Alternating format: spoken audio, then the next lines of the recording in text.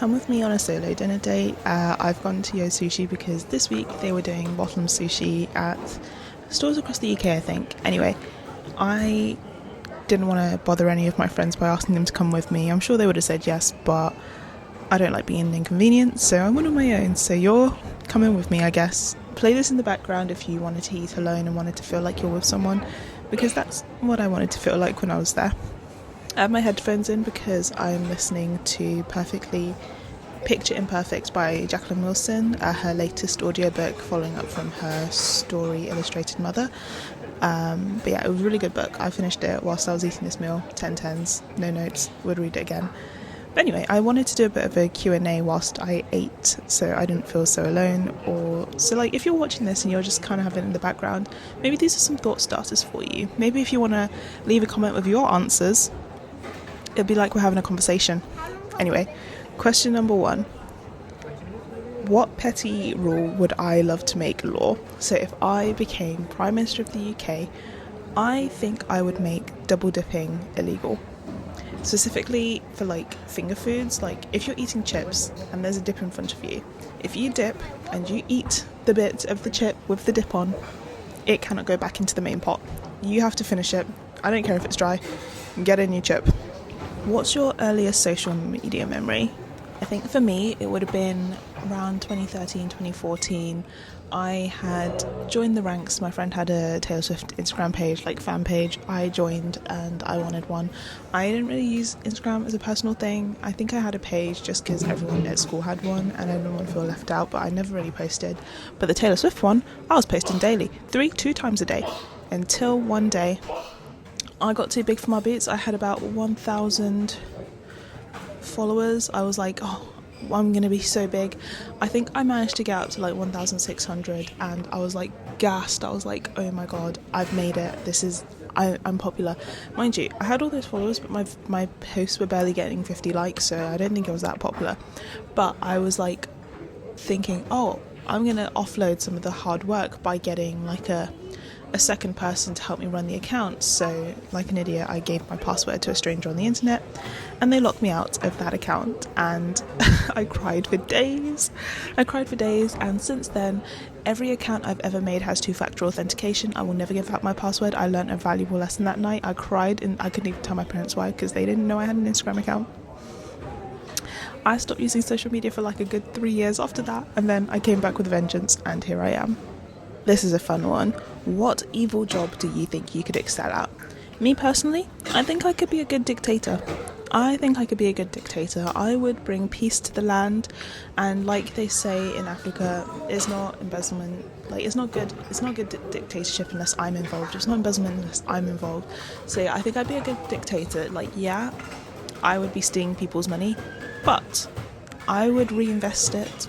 You know, the NHS, I'd reinvest in that. I'd take your money and reinvest in that. Wars, we would never touch them. We would be a wholly separate nation away from the rest of the world. I think people would like my rulership. I'd make it mandatory for all children to go to school, but I'd make it so that school's fun. No school uniform. Dye your hair, I don't care, as long as you're getting the grades. But yeah, I think I'd be a good dictator. I think I'd be one of those dictators where people in the future, they're like, you know what, she wasn't too bad. Like, yeah, we were really poor and she was taking all the money, but she wasn't too bad. Okay, next question. What would you call this chapter in life? I'd call it the lonely one. I feel like, although I have this massive like presence online, I leave no footprint in real life, which sucks, I think. I have friends, yeah, it's just sometimes it doesn't feel like I have them, if you get what I mean. Like, yeah, I have friends, we do stuff, but it's not like I see these people every single day of my life. It like, I text them pretty much every day, but it doesn't feel like it's real. I don't know, I feel like they may as well just be AI, but at the same time, I hate AI, it sucks so bad. But I guess, yeah, it's my lonely chapter, and I'm hoping if I can just grind it out, like work really hard, grow my accounts, get to a point where I'm being invited to stuff by brands, maybe I can meet quote-unquote industry friends, people who I can hang out with to make content and stuff. And like, I love my friends and I love hanging out with them when I do get to see them, but it's not as often as I'd like. And yeah, I feel like Like with this, I could have invited someone to dinner, but I didn't want to inconvenience people. I feel like that's my issue. I'm lonely because I don't want to inconvenience people, because sometimes they say yes and they don't turn up, and sometimes they say no. And yeah, I guess it's just fear of rejection. Like, it happened once, so I never want it to happen to me again. So yeah, lonely era. That's the chapter of my life. But hopefully it will lead into the abundance era. Okay, if I could magically become really good at something, or like just anything, what would I choose? I think I would choose language learning. I think I would excel. Like, I've tried learning languages before and I just can't remember anything, and then trying to pronounce words in language that's not my native tongue feels clunky, and it makes me feel really embarrassed when I do it and it sounds wrong.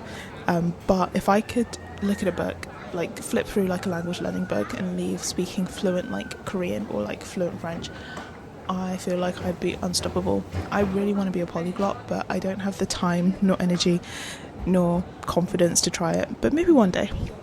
Maybe one day. That's a language I really want to learn. I really want to learn Korean. And Chinese. I did join a Chinese club briefly when I was in secondary school, but it was literally me, the only year 11, and a bunch of like year 7, year 8s, and I felt so out of place being the oldest person in the room other than the teacher. But I feel like if I didn't feel embarrassed back then, I'd be a master at Chinese right now. Anyway, what's my go-to karaoke song? What's your go-to karaoke song? Leave a comment down below. For me, I always love to go for Shakira, Hips Don't Lie. It's just an easy song to do and it gets the crowd going. But then obviously I'm a Taylor Swift fan. My name comes from a Taylor Swift song. I always default back to Taylor Swift. Before it was Blank Space, but now it's Bejeweled. No, now it's Karma, because Karma's fun. Karma is just a vibe. It's fun. It's a joyous time for people. But yeah, if I had to do a TED talk right now with zero prep, what would that TED talk be about? It'd be about Taylor Swift. I know that girl's life better than she knows it. Like, I could tell her things that she did in 2012 that she doesn't even remember. I am deeply in a parasocial relationship with that woman, and I can admit that, but she's the only parasocial relationship I have. I used to kind of be in one with BTS, but I kind of grew out of that one. But I don't know, I'm locked in with Taylor. But yeah, anyway, that's the last of my questions. Here I'm just showing off that I managed to get through so many different plates. So because it was bottomless sushi, bottom spelt, they wanted you to pay £29 plus service fee, and that was my goal. I wanted to eat more than £29, so I'm having this chocolate mochi just so I can get over the £29 threshold, and I managed to eat £34 worth of sushi and a dessert, and that means I saved about £5 on the food. It's the most sushi I've ever eaten at Yo Sushi, I cannot lie. I felt like I was going to burst afterwards, but it was delicious. I've never eaten a dessert, and I really wanted to try the souffle, but what they said is if you leave anything on your plate, you will have to pay for it. And I knew I was not going to be able to finish that souffle, so I might go back again just to have the souffle. Just to have it, just to see what it's like. But yeah, I really enjoyed that meal, and I hope you enjoyed chatting with me, as brief as it was. Maybe I can squeeze in one last question.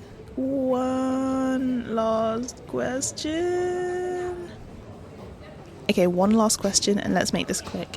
What is your ambition in life? For me, ever since I was younger, I was in the first cohort of people that essentially grew up saying, I want to be a YouTuber. I wanted to be famous on the internet. I wanted to be loved by all, hated by none. Well, you know, you can never be hated by none, but I wanted to be a person where someone could just put on my channel in the background and laugh along to me and like think, wow, she's like my best friend, even though we don't really know each other. I wanted to be an inspiration for people. I wanted to live a comfortable life. I wanted to be a household name, but like for being nice. I wanted to be Zoe Weller before Zoe Weller had the advent calendar issue and then kind of low-key disappeared. Like, obviously I know she still has followers, but since the advent calendar, I don't think I've seen loads of people talking about her outside of her having her kids and, you know, living her life with Alfie. And I don't know, I just wanted to be that. I wanted to meet people online, make friends that do similar things, maybe find a boyfriend that does similar things, and have this picture perfect life together where we can just share what we want to share and not share other things. But yeah, until then, I'm just going to keep trying. Right, I'm done. You can't hear me, but I'm done. This is the part of the video where I was going to break down the price, but I already did that. But yeah, thanks for watching. I'm finishing it off with a blue slushie as a prize because I did not have a drink of water during that entire thing, and obviously a slushie is not water, but still it tastes delicious. Thank you for watching this video. Me and my son say goodbye. Make sure you like, comment and subscribe, and if you want to find me anywhere else, just find me on TikTok or Instagram at NewRomantic with an X instead of an O in romantic. Again, thanks for watching. I hope you have a good day, and bye.